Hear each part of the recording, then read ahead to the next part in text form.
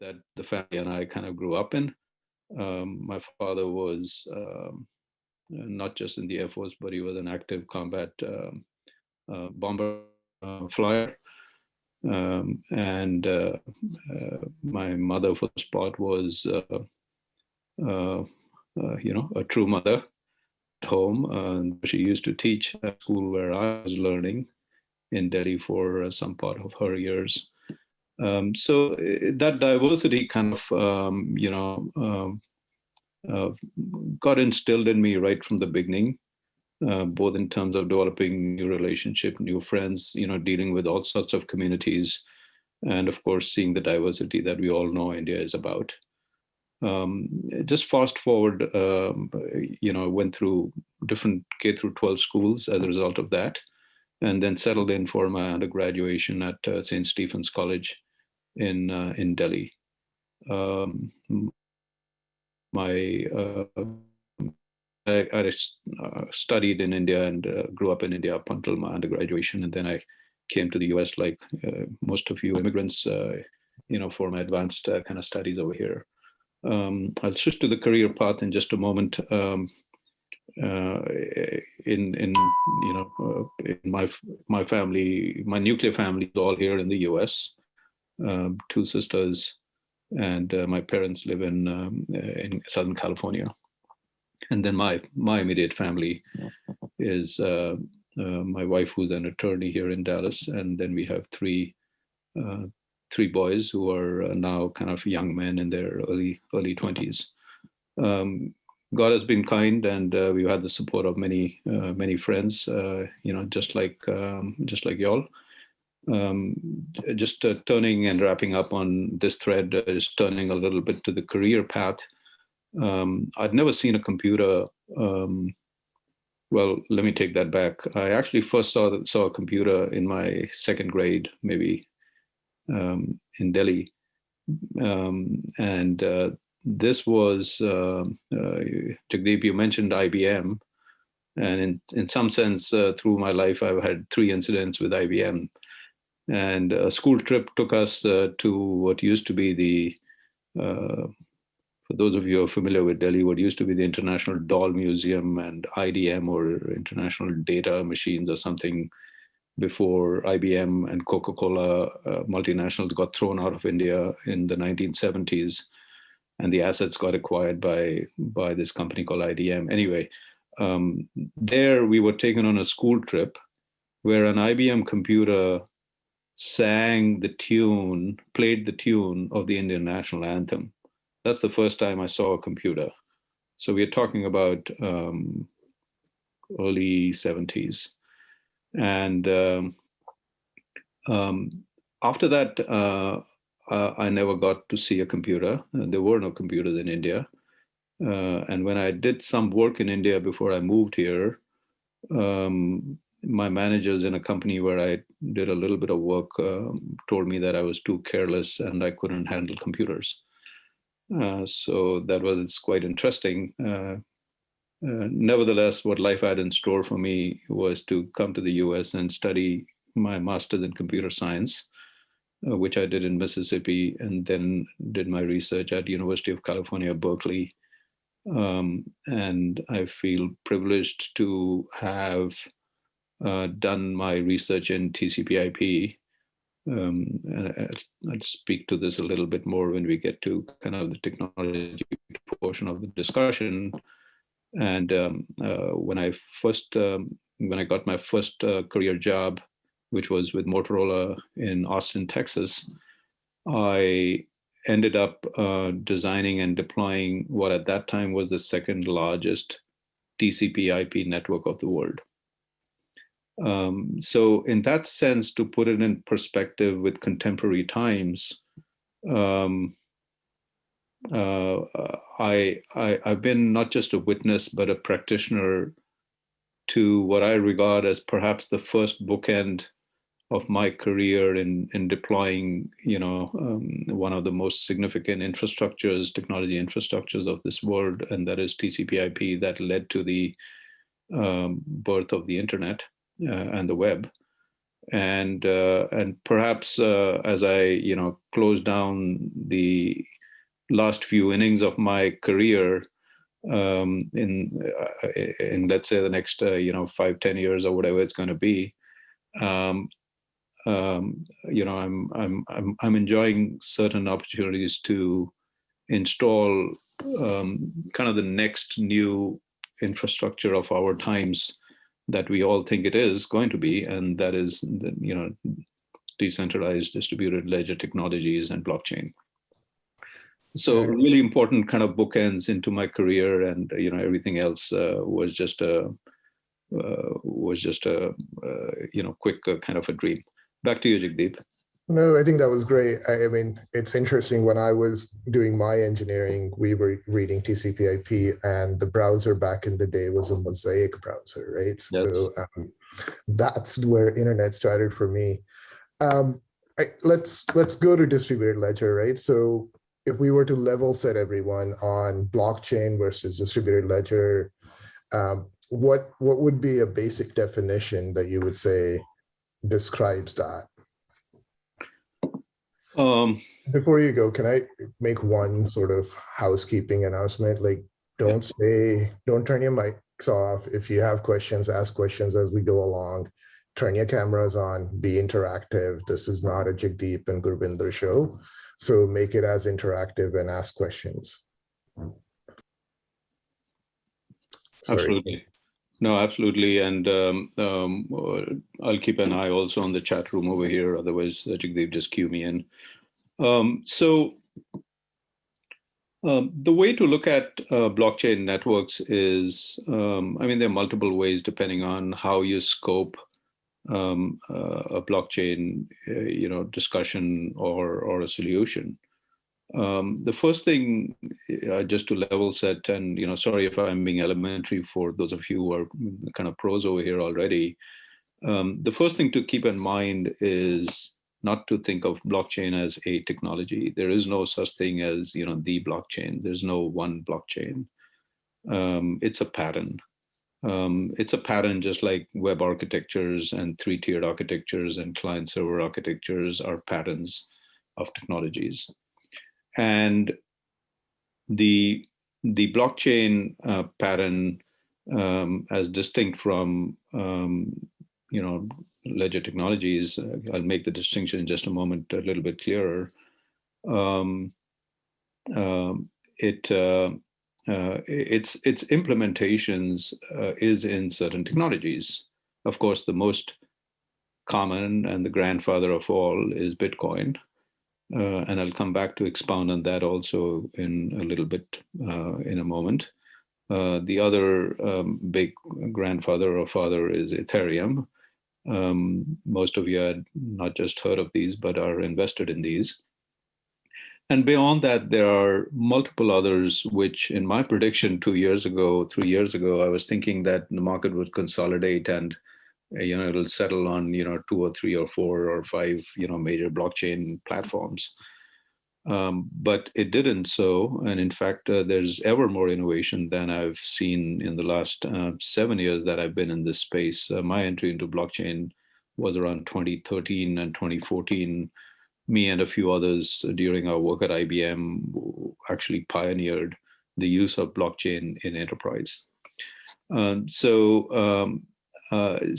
more directly to Jagdeep's question, I'd like you to think of blockchain, and I'll pause for questions in just a moment. I'd like you to think of blockchain as as bringing an ecosystem together similar to how ERP systems brought functions within an enterprise together. So what ERP is, so this is kind of an enterprise slanted definition of blockchain. So what ERP systems did to enterprises internally is what blockchain is doing to ecosystems across enterprises. The other slant on describing blockchain is in terms of crypto economies and crypto tokens, the best example of which is Bitcoin and also Ethereum. And you begin to look at those technologies as those networks actually as a kind of a technology system, right? Where there is consensus and protocol, and that, by the way, is one of the main distinctions between blockchain versus decentral, just pure DLT technologies. The other layer of a Bitcoin or an Ethereum system, the first one being the underlying protocol, the other is it's an economic system. It's a crypto economic system, which revolves around the demand, supply, and monetary policies of the token. And then thirdly, it's a governance. It's a system of governance. So if you step back and think about the constituent technologies that have gone into blockchain, they are cryptography, database, and peer-to-peer.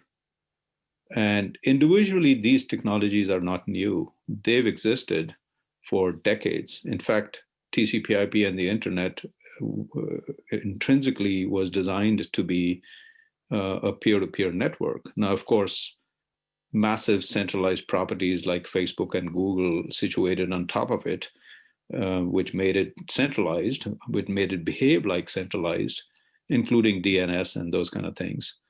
So it morphed into something quite different from what the original intention was. But individually, these technologies existed. But the perfect storm was in kind of bringing them all together, is what has brought it to the level of disruption that we have the opportunities and challenges to kind of face with today. Let me just pause over there to see if there are questions in the chat, or otherwise let's invite them live over here. Maybe I'll ask a quick question. Since you got into blockchain relatively early at 2013 and seen the evolution the last 8 years, what is your biggest learning so far? What made you get into it, and what did you learn so far? Sunil, thanks for making the discussion kind of personal and focused. What got me into it is purely serendipity. And even though at that time I worked at IBM, I was the CTO for IBM's cloud and IoT business. Blockchain wasn't even part of the business. And then later on, it was added to my portfolio, and I covered North America for those three technologies. This is a story very dear to my heart. So I'll just keep it very quick. We actually set out on a skunkworks project without any funding, just on our own, evening time, just like now, volunteer time, a few kind of, technicians, and wanted to explore the next generation architecture for IoT. So it had nothing to do with blockchain. We did not even know the word. Interesting. Okay. That's funny. And that's very interesting. In an insulated company like IBM, which is like a word in itself. Yeah. And that was the exploration. That was the mission. And the goal was to come up with, some kind of a white paper, technical paper, to share internally as well as externally on the hypotheses that the existing approach to IoT is using repurposed web-based technology, like 20-year technology, and it's not sustainable in multiple dimensions, scale, economics, security, just multiple dimensions. It just wasn't scalable to a world of billions of devices that the planet has never seen before. So we were very determined that we have to invent a new architecture rather than use web technology and extend it to IoT, which is how it's been done. Fast forward, and we stumbled into this thing called blockchain underneath of Bitcoin, the way I was describing it previously. And the epiphany was that wow, if you can send Bitcoins from A to B, and the transaction is negotiated into a consensus by decentralized entity on that network, right, which is what kind of cryptocurrency Ethereum, Bitcoin are, let's not think of these as tokens. Let's think of these devices. Let's think of these nodes as devices, as IoT devices.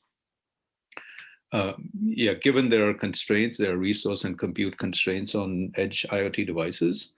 But now if you look at it as a decentralized model, and the use case we looked at was a smart home, that if my garage door can negotiate with my refrigerator in order to open it for, a FedEx delivery or, something like that, right? Or my washer and dryer, which are, energy hungry, want to negotiate the use, want to autonomously mediate the use of electricity with my TV. We don't have this problem in US and advanced countries, but in many countries, electricity is scarce. So you got to be careful what you turn on, and you want to watch the TV when you come back home, and when you go to sleep, you want the washer to turn on, those kind of things.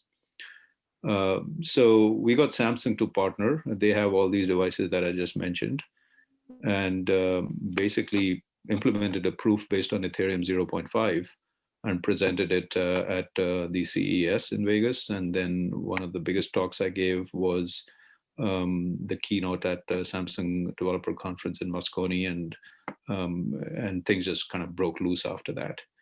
It took 2 years to convince the IBM mothership that, hey, this is something meaningful, before it got added into the roadmap and became a separate business, and also launched the Hyperledger open source movement in parallel. So it was quite by serendipity. Wow, that's quite a journey. My attention has been on enterprise blockchain, but increasingly, and particularly after leaving IBM, it's on a little bit wider scale now. Sorry, I think I interrupted somebody. No, I was just gonna say, I mean, we could go to IoT and carry that conversation forward, given like the best use case for IoT that I see out there is these cars that are generating, over 2 terabytes of data in a day. So those devices are acting as an IoT device. So, and you've done a lot of work with automotive manufacturers in Germany. So it'd be great to sort of see that conversation. Okay, perfect. So I actually, I didn't walk in with a deck, but I do have some slides, which I figured might be useful to lean on. And perhaps, can you guys see my, Jagdeep, can you see my deck? Yeah, I can. Okay, let me see how to minimize the pictures here. So I'm not looking at the Zoom console, so just interrupt me if I miss something. Let me bring this into slideshow.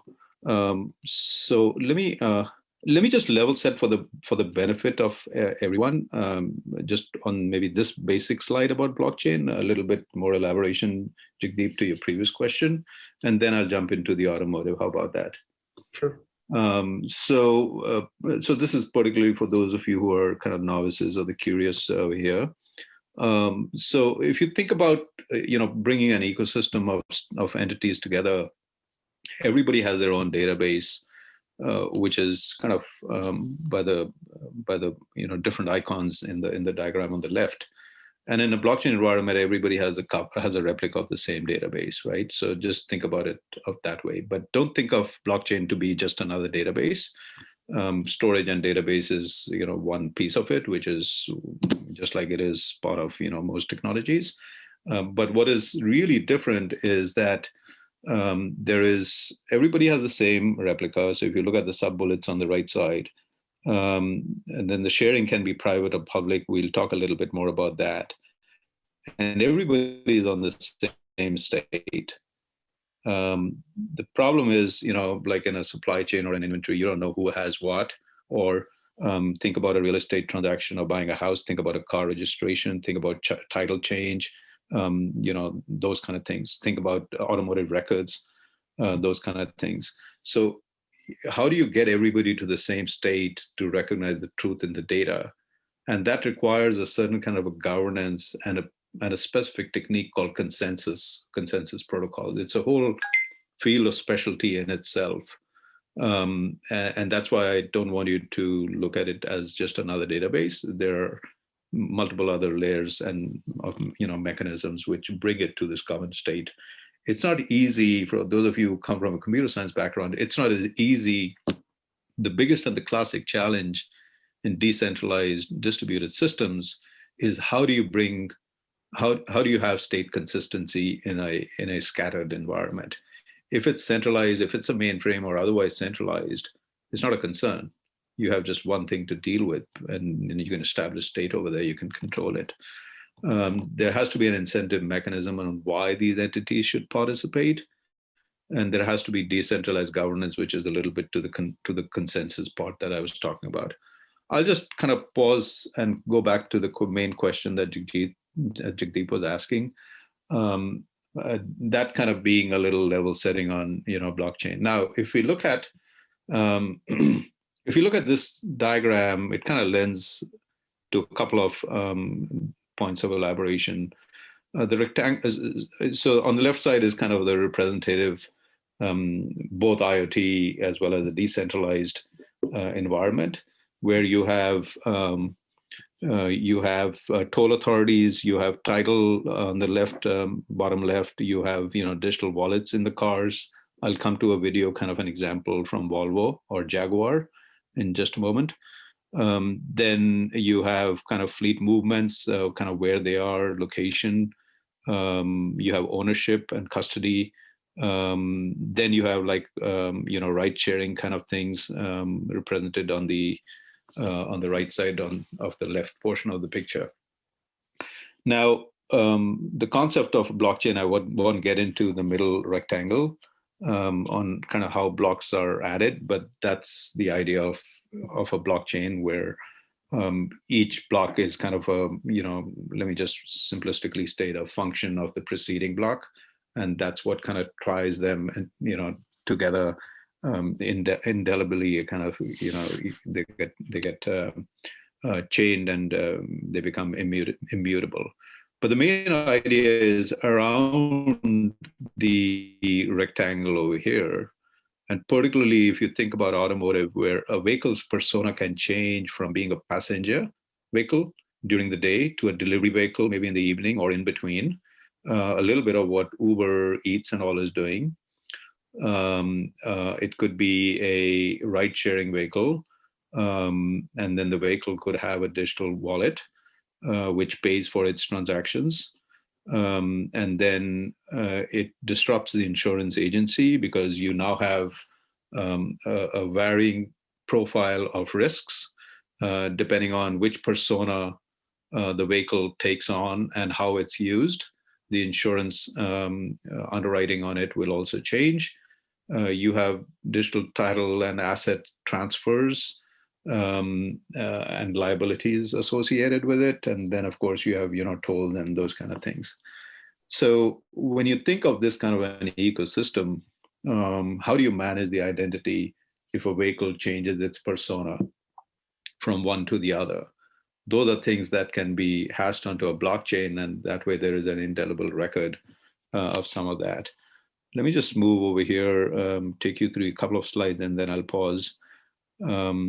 This is an example of a vehicle autonomously. We're all hearing about autonomous driving, but this is autonomous economics, right? We can't think of autonomous driving without thinking of about autonomous economics as well. Jagdeep, in fact, has a deeper specialty on this topic of payments. So, smart wallet example for parking and vehicle sharing. I think this example is from Jaguar. This is not the specific work that Digital Twin Labs has done. We've done work with Mercedes and Daimler in kind of planning their innovation through running hackathons for them in Europe. And that is kind of one example would be the use of blockchain and tokenization for prioritization and congestion management at intersections. So, can I give you a background on the kind of things that we've done in the space and we've seen in the spaces? You sort of fast forward, let's say 10 years, and you're now at autonomous driving as well as shared vehicle economics, right? So no one owns a car. much like Uber, you ask for a car, the car shows up, you get in the car, and it takes you to work. At that point, while the car is yours or you're in the car, your insurance is being used and the tolls are being charged to you. So this persona or the digital twin, as the name is, there's a copy of this thing out there in the ether on the blockchain that gets personified to be, okay, Jagdeep's in the car and AAA is now the insurer of it, and his credit card should be charged for all his tolls. Then I get to work, I come out, and someone locally in San Francisco wants to go shopping, jumps into that car. There's no driver, there's nothing but the Uber app or the Lyft app or Waymo app is controlling all of it. So the future that we sort of envisioned is with blockchain, you're able to not only move the car, the title of the car, the insurance of the car, the payments of the car, but your music preferences, right? Your seat settings are there, your temperature settings are there. So this whole car is personified as a digital aspect that moves with you as your profile moves in and out of it. And that's the type of work that Gurvinder's been doing with the OEMs out there. Beautifully explained, Jagdeep. So this actually is a prototype that Jaguar has been testing in UK and other parts of Europe. So you tie your kind of digital wallet to the automated payments, in this case for parking and vehicle sharing purposes, and that's like the payout side, right? But there's also, like, the vehicle can earn money itself. And in fact, this incidentally was one of the concepts that we developed in the IBM Samsung smart home, example, that if I have a washer dryer in some countries, those are scarce, and somebody has it but the neighbors don't, or you can share it, like how long do they sit idle? Think about, like, Uberizing your washer and dryer in a closed community. But how do you negotiate the marketplace and the payment mechanisms for it, without making it invasive? So the vehicle can earn if it detects a pothole while it's driving. I mean, it's really, the driver's not doing anything special. It's all happening pretty much autonomously, and uploads it to the local city authorities. So the wallet is both spending as well as earning. So you begin to see what I describe as, not just the Internet of Things, but the economy of things. We can't think of the future in terms of technology. We have to think of the future in terms of the economics that surround these assets. So let me just pause over here. There are a bunch of other, I'll just kind of breeze through over here. Vehicle wallets, provenance and kind of supply chain, car ride and sharing, automotive digital history. Think about how you can get transparency and accuracy on the valuation of a vehicle if you have a complete history on it. By the way, 3D printing is another one. I have, here, let me show you. So on one of these automotive places, I can't see my camera, but hopefully you can see this little thing. This is a 3D printed kind of souvenir that the guys over there, the vendor over there, gave me. Is 3D printed. But the main point over here is that they didn't give me this other part. And they had a part which was a 3D printed condenser that goes into, not a condenser, a heat exchanger, a 3D printed heat exchanger that goes into a Mercedes. I mean, production level Mercedes. Why am I stressing on 3D printing? The reason I'm stressing on 3D printing is not just for the disruption in manufacturing, but when you get into 3D printing, you are basically dealing with software files. And now, how do you know that you're handling the right version of a file, that it's not been breached, who has custody of it, and so on and so forth? So you now have to have a complete provenance of that, of the file, of the software content behind the 3D printed parts.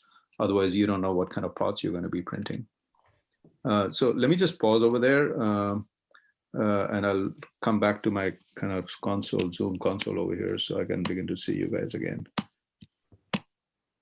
Okay, we got a couple questions. I mean, I just want to say we started dropping some distributed ledger vocab in there with provenance and proof of work, and suddenly all of those things will be need their own definition. But so the first question we had was a Gagan saying how much of a focus is there on data privacy? And that's sort of the interesting thing with private versus public, maybe on the blockchain. Yeah, so I'll just use that as a little bit of segue into that portion of the discussion as well. So Gagan, good question. When I started out, there was a clear distinction between private and public blockchains. 7 years into this life, to me, that distinction is superfluous. Here's what I mean. Private blockchains were started by enterprise blockchains, particularly by IBM. The work that me and literally 5 others did basically was the first use of blockchain in enterprise in the world ever. So that's why it made a lot of noise when we kind of stood up on the stage and beat our chest. But the focus was always towards private blockchain. The argument being that, hey, Mr. Enterprise, you don't want to get onto Ethereum, you don't want to even deal with Bitcoin, because Ethereum is this public thing and everybody can jump on, and everybody knows your suppliers' prices and that kind of stuff. So that's what kind of birthed the idea of a private blockchain. Now, it's important to have that distinction, at least back then, but where the maturity is now, the real distinction between private and public blockchain is one of privacy. So Gagan, that's to your question. How do I get supplier A who supplies me apples and supplier B who also supplies me apples, and I'm Walmart? How do I keep supplier A from seeing supplier B's prices? Okay, fine. If I even can hide the price, how do I even hide that supplier B is shipping 10,000 apples today and supplier A is shipping 5,000 apples today? Even knowing the volume, forget about the pricing, even knowing the volume is confidential information in B2B, enterprise to enterprise kind of transactions. So Hyperledger started doing a lot of work. Incidentally, you'll be surprised, some of the best work, well, let me hold this thought for later in just a moment. So Hyperledger started doing a lot of work in privacy. And there's something called state channels, for those of you who want to get deeper into it, where basically a node or an entity can would be given permissions to subscribe to channel A and channel B, and then channel A and channel B can't necessarily see each other. So that's how you deal with having a buyer having 2 suppliers, and the suppliers on the same network, and the suppliers can't see each other. Okay. And then multiple other private blockchain networks were born. The other significant one is Corda from R3, more in the banking and financial services sector. But the main distinction was around privacy, and if public blockchains can close the gap, can innovate and close the gap around privacy, then there is a story to be told that there really isn't a distinction between the two. So the point I was holding on for now is the interesting background is that some of the early innovation of privacy in public blockchain networks, particularly Ethereum, believe it or not, came from a pornography implementation on Ethereum. Something called Spank Chain, if I'm not mistaken. And there are a few guys who quit Consensus, the company, and they formed this company called. Now, when you're in the business of pornography, not that I'm an expert or any one of us is, privacy, you can imagine, is something that is really important. So some of the innovation around privacy in public blockchains first came from that experiment. Let me just call it an experiment.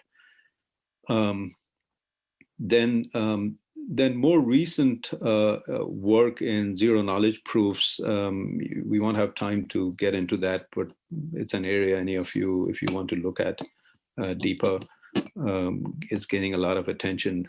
Zero knowledge proof implementation still quite challenged is getting into it, is providing privacy on Ethereum public blockchains. So if let me just last comment over here. If you want to look deeper, there's some work being done by Baseline Protocol, driven by Microsoft, Consensus, EY, and a few other players, basically to bring privacy, enterprise-grade privacy at Ethereum. The last point, actually, just to kind of really round it off, what enterprises are looking at is now a two-tiered blockchain infrastructure, right? So you keep what is private at one tier, and the back end is that can be shared is more on public Ethereum kind of blockchain, which is more the shared information across the ecosystem.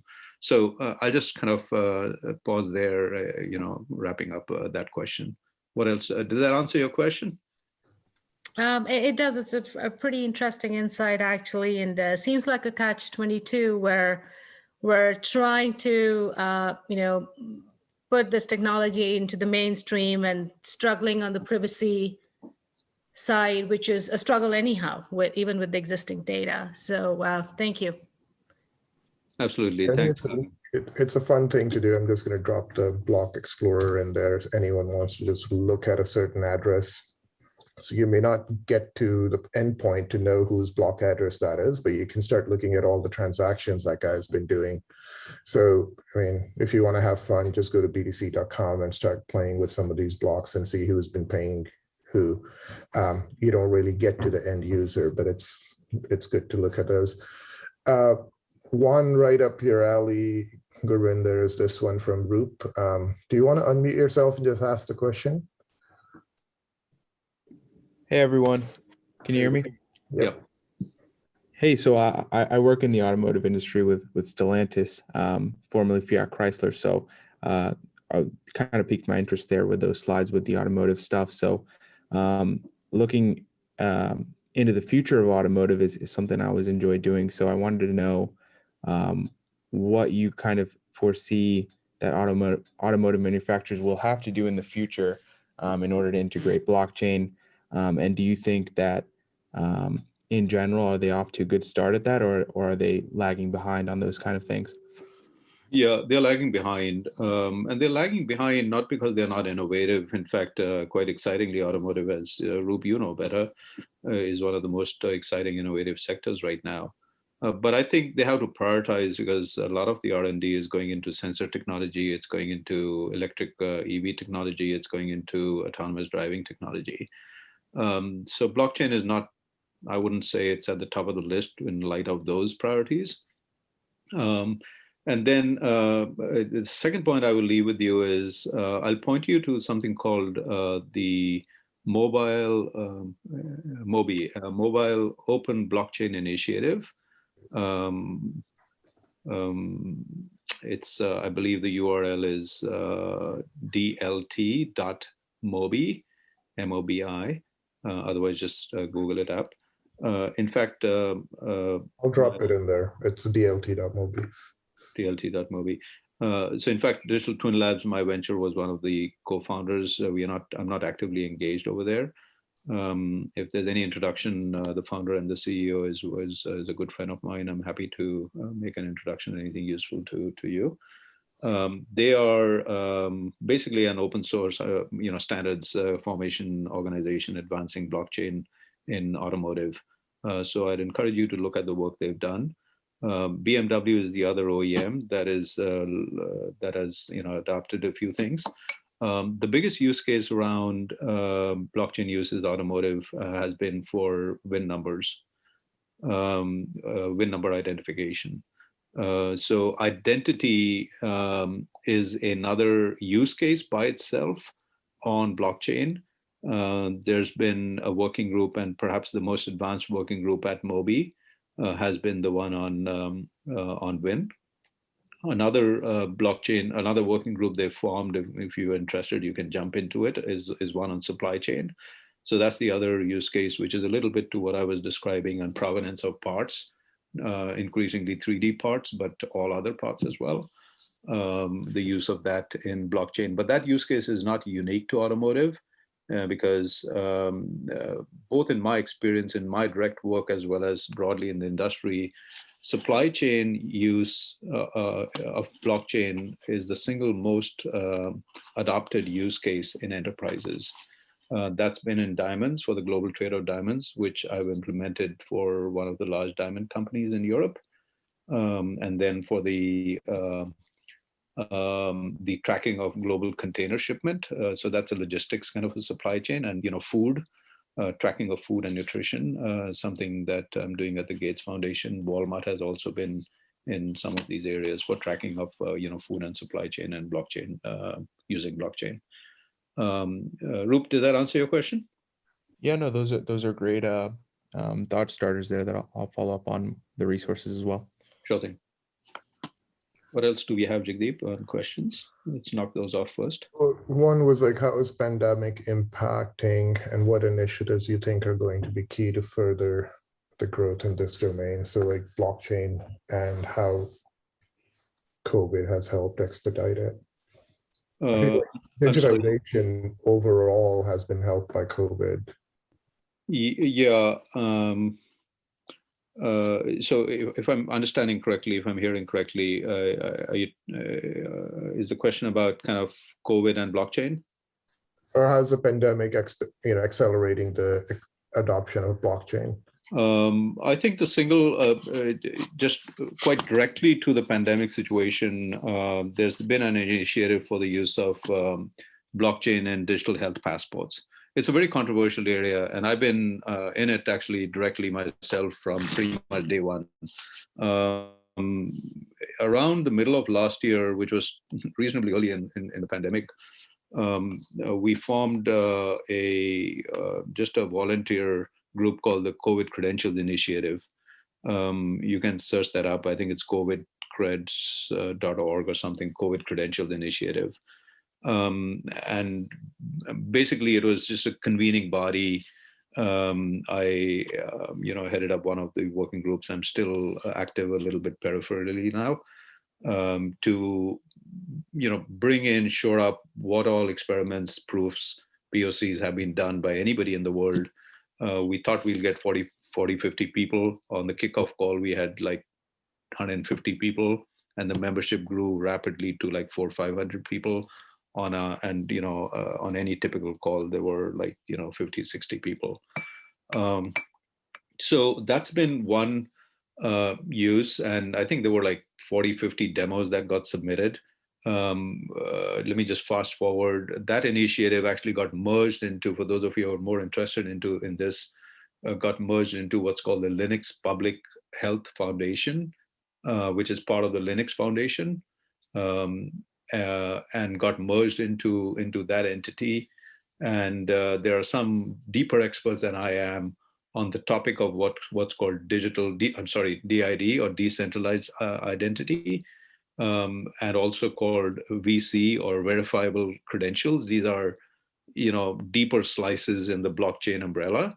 Some of those experts are now participating at the World Health Organization to come up with a standard for digital passport credentials for COVID on verifiable credentials, which is a specific kind of technology pattern in the blockchain umbrella. Let me just leave it over there, but only to caution you that there is a huge controversy on the other side of having any form of digital identity of people running the risk of mass surveillance. So there's quite a bit of pushback, even though some states have legislated it, but there's quite a bit of pushback that's happening right now. In fact, just last week, the WHO came up with not last week, like 2 days ago, came up with a latest announcement saying that they will not require COVID infection identification or vaccine identification for international travel kind of purposes, which was a very little bit unexpected, but very powerful pronouncement they came up with. Okay, I think that we're getting to the end, and I want to get to most of these. So there's a question around, is there any way this can be exploited or for criminal activities or money laundering? and I think they're talking about blockchain in terms of transactions and BTCs. Yeah. So, well, I'll be brief because Jagdeep, you can probably elaborate on that more than I can. There are arguments on both sides. Yes, there is, illicit kind of activities happening on, Bitcoin and other networks. But the argument has been that, hey, there's more of that happening, through cash. There's actually some more level of traceability through cryptocurrency-based networks, which doesn't. There is no traceability through cash. And yeah, then the exact. sorry. Yeah, why don't you elaborate from there? Yeah, I think the most interesting thing in this space, at least from a fintech perspective or the DeFi perspective, has been that the on-ramps and off-ramps and how fiats get converted into crypto and how they get off of crypto back into fiat has now been regulated, right? So countries that want to do surveillance, like India and Thailand, have been the interesting countries that have blocked crypto altogether from their citizens. So you can't buy crypto in those countries. Everywhere else, they've regulated the KYC, AML, OFAC screening be done on the front end when someone buys crypto. So someone like Coinbase or Gemini would actually do that process before you come in. So it's pretty manageable. I wouldn't say that we have a bigger problem on crypto than we do in fiat. It's about the same amount of risk. Sorry, I'm just running through these now. The application of blockchain in robo-advisory or wealth management, it feels like it's another DeFi type of area. Yeah, so not specific to robo-advisory, but broadly speaking to like chatbots and those kind of things. How do you know that it's the right chatbot that is responding, that is providing the service, is something that can be kind of, in a sense, attested and verified by keeping some kind of identification and its tracking on a blockchain network at the back. There's been some work that has been done in that area, just because of the proliferation of bots and those kind of things. So it is an active area. It's not in the main headlines, but it is an active area.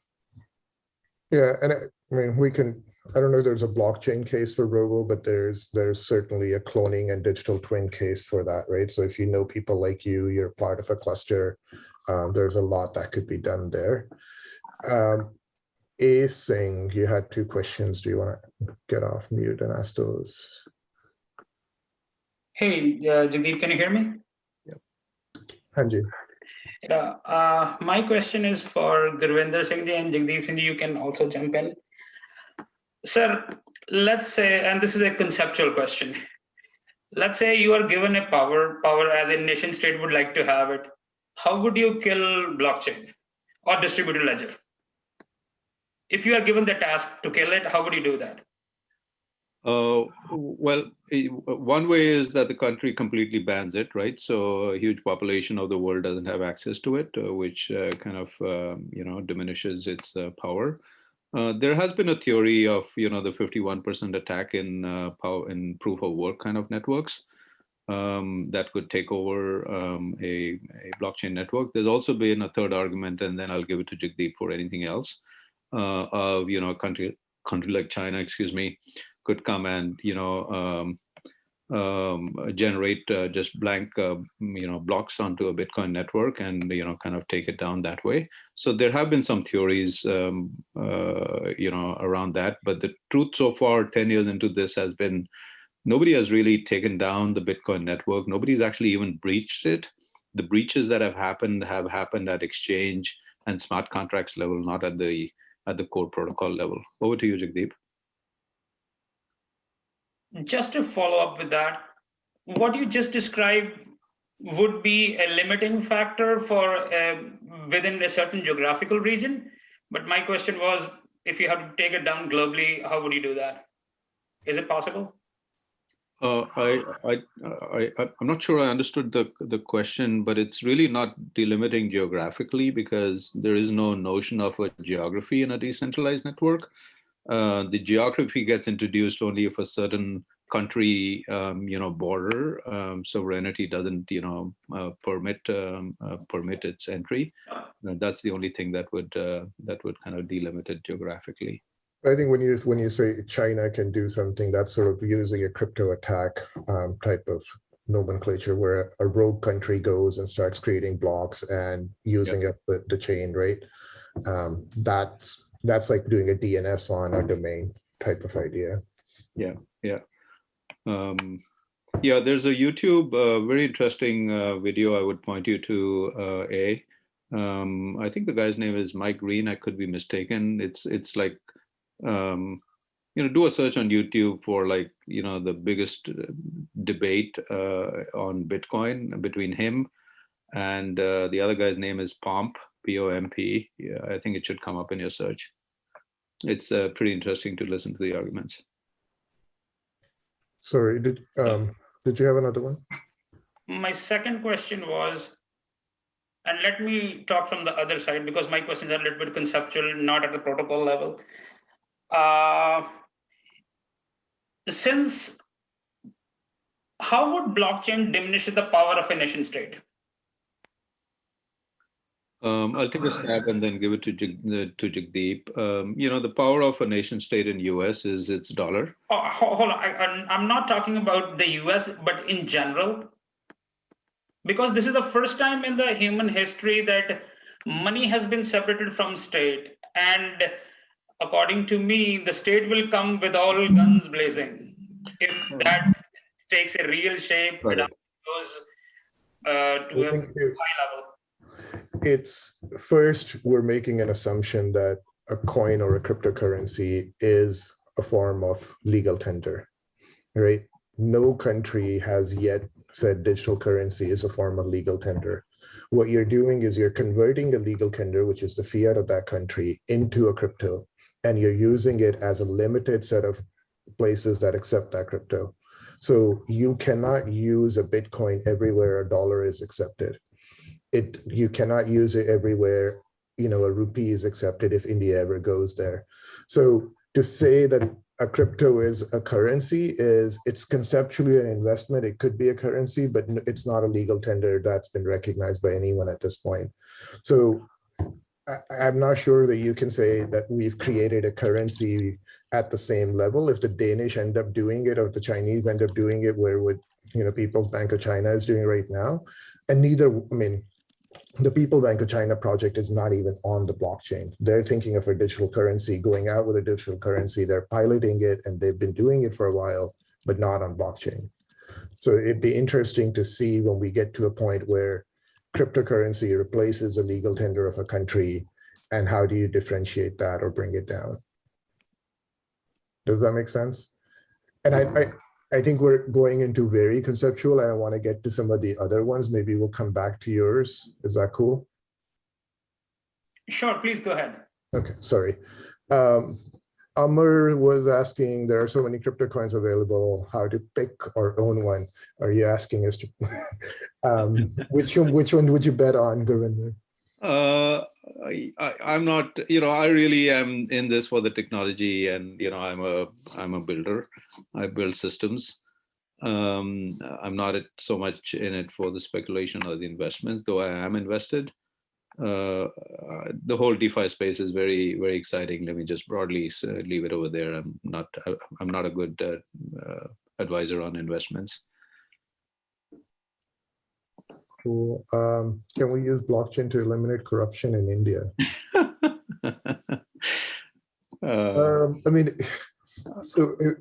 I don't know. I feel like some of the use cases you were talking about earlier, the ones that we've seen with Walmart trying to do with produce, right? Or authenticity, those could be used to solve some of the real problems on the ground. But systematic corruption is, I don't know if technology is an answer to that, regardless of what technology does. No. So yeah, technology is never an answer to, stupidity. Sorry, did we get everything? Guys, go off mute. Just ask questions. We're already, if you missed your questions, you're sticking around, then obviously you're interested. So.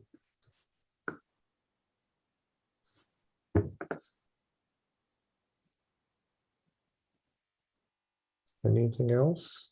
I think I answered, Sarabjyot, your question a little bit. So it's really more in the parts for the supply chain side, not so much on the sales and the rides, and the dealer part. The sales one, a little bit towards title ownership. There's been some experimentation of the use of blockchain and title registration. In fact, I'm talking to some folks in France next week for that very use case. Yeah. If you remember that chopped off Mustang we have in the One Visa Center, in the Visa Innovation Center, that was sort of going after that use case that Sarabjot was talking about, where you could, much like you buy a Tesla, you can buy a car on an iPad, put that title up in the blockchain, put buy insurance, tag it to that same block like you had shown in that document. Mm-hmm. So the funniest thing we used to talk about in this thing was like, if we get to the point where the cars are autonomous, you bought them, they're on the blockchain, and now you're not making your lease payments, can that car drive itself back to the dealer lot because you're delinquent on it, right? So in the future, we could get to the point where anyone can check the title, much like you would check credentials of my degree on blockchain by permission, right? So that's the one piece that we didn't really get to, is public versus private, permission versus non-permission. That's also part of the blockchain technology that enables a lot of these use cases that enable privacy, access for a certain period of time, and time to live tokens. So a lot of that is built into this protocol already. Yeah, absolutely. Jagdeep, how much time do we have left? We're over time, actually. Okay, no, I'm fine on my end. But let me ground it this way, right? One of the takeaways aside from the technology that I'd like to leave the group over here with is a lot of this is grounded in certain very important fundamentals and actually economic literature. Whenever I try to understand some of these new waves of disruptions, and I've stewarded the industry in the last 4 or 5 major waves of technology disruption, I don't get the answers from technology. I get the answers from economics and sociology, actually. And if it's all one of the main fundamentals is about bringing transaction costs down, which is rooted, for those of you who are kind of students or otherwise closer to economics, which I'm not, incidentally. I'm a computer scientist by training. It's rooted in Ronald Coase's theory of the firms and transaction costs. So all that we are talking about, that Jagdeep's talking about, many of you are bringing the questions, is how do I bring the transaction cost of looking up the provenance of tracking a particular part and be able to do it in seconds? It used to take like 7-10 days to find out where a particular vegetable at Walmart came from which farm, right? Now, within a matter of seconds, you can scan a barcode or something and you'll know the entire history and the farmer's family, right? In fact, that whole story is becoming a narrative for, consumer marketing and those kind of things in certain aspects, including diamonds, I might add. So how can I quickly look it up, including the cost of prediction, which combines, blockchain with AI? The other main fundamental here is it's not the entities, but the functions that the entities provide.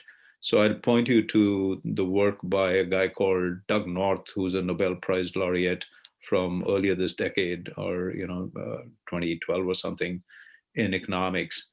And his concept is this: that you can have functions without having entities. Right, so that's very powerful, that you can have functions without having entities. So it's a little bit like, banks are diminishing, but banking is not diminishing. So that distinction is really important between the physical entity that is providing the function and the actual function. The function is more important than the physical entity.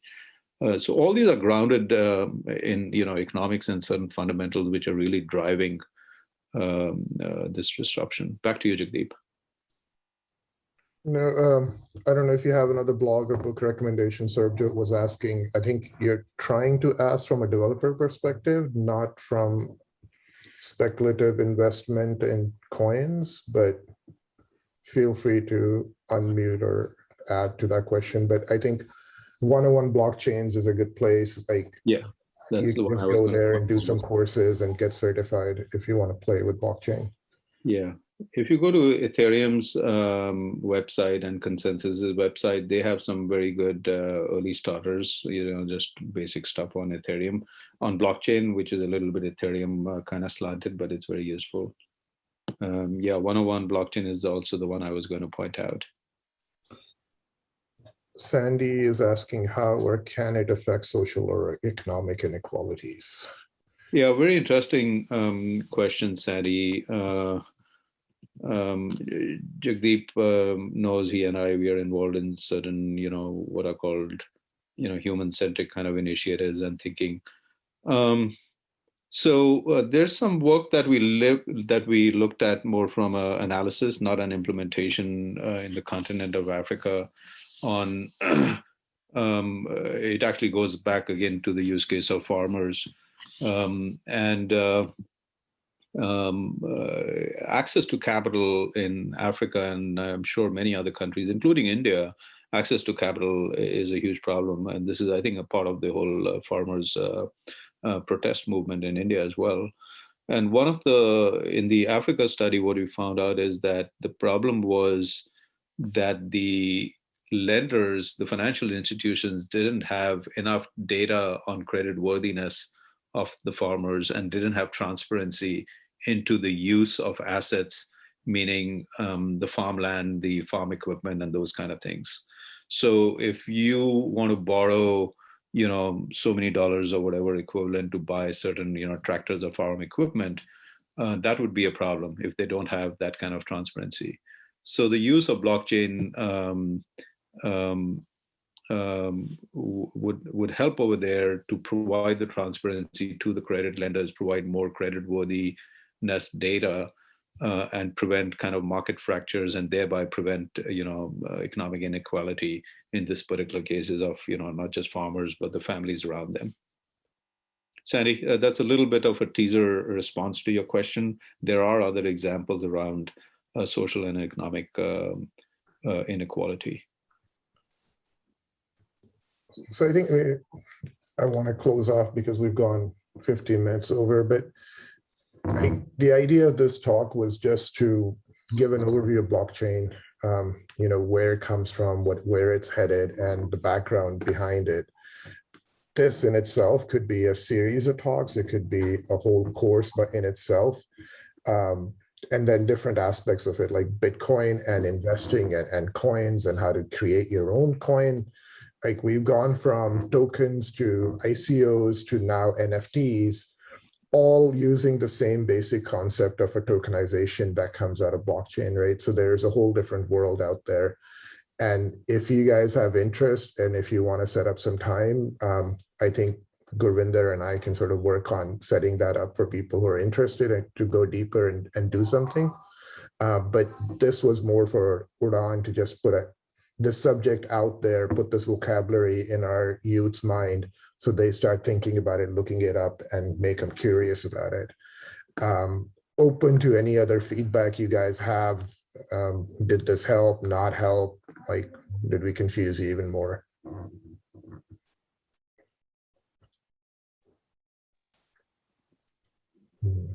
We left them speechless. I think I confused them. Okay. Well, thank you, Gagan. I see some comments over there. So thank you, everybody. Jagdeep, a special thank you for taking all the time to coordinate, with me and others, and for inviting my participation. I'm so happy to learn about the organization, and to meet the group over here. Thank you. I know it's late for you there, so appreciate you staying up. Totally. Thank you, guys. Look forward to talking to you guys in the next one, and feel free to email us if you have more questions or need insights. Good night. Bye-bye.